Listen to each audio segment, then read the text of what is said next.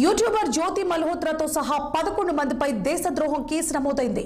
YouTuber జ్యోతి మల్హోత్రాతో మొదలు పెడితే ఇప్పటి వరకు పాక్ కోసం పనిచేస్తున్నట్లు భావిస్తోన్న 11 మంది గూఢచారుల వివరాలను నిఘా వర్గాలు బయటపెట్టాయి.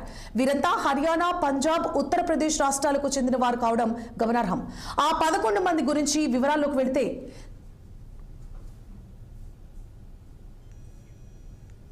జ్యోతి మల్హోత్రాది హర్యానాలోని హిజర్ ప్రాంతం.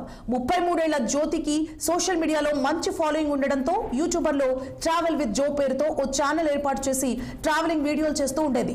ఈ క్రమంలో ఢిల్లీలోని పాకిస్తాన్ హైకమిషన్ కు చెందిన డానిష్ అనే ఉద్యోగితో ఆమెకు పరిచయం ఏర్పడింది. ఆ పరిచయమే పాకిస్తాన్ కోసం గూఢచారిగా పనిచేసేలా చేసింది. క్రమంగా డానిష్ జ్యోతిని పాకిస్తాన్ కు చెందిన కొన్ని ఉగ్రవాద సంస్థల నేతలతో పరిచయాలు చేయించడం, అనంతరం భారత్ కు సంబంధించిన పలు కీలకమైన సమాచారాలను ఎప్పటికప్పుడు చేరవేస్తుండడం మొదలుపెట్టింది. అందుకోసం జ్యోతికి భారీ మొత్తంలో డబ్బులు అందుకున్నట్లు నిఘా వర్గాల విచారణలో తేలింది.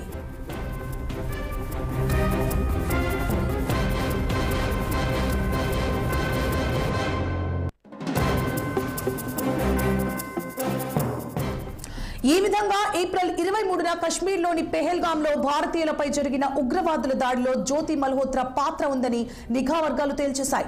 జ్యోతి మల్హోత్రాతో పాటు దేవేంద్ర సింగ్ దిలాన్, తారిక్, అర్మన్, నౌమన్ ఇలహి, షెహజాద్, మొహమ్మద్ ముర్తాజా, అలీ, గజాలా, యామిన్ మొహమ్మద్, సుఖ్ప్రీత్ సింగ్, కరణ్ బీర్ సింగ్లను రాష్ట్రాలలో అరెస్టు చేసి వారిపై దేశద్రోహం కేసులు నమోదు చేశారు.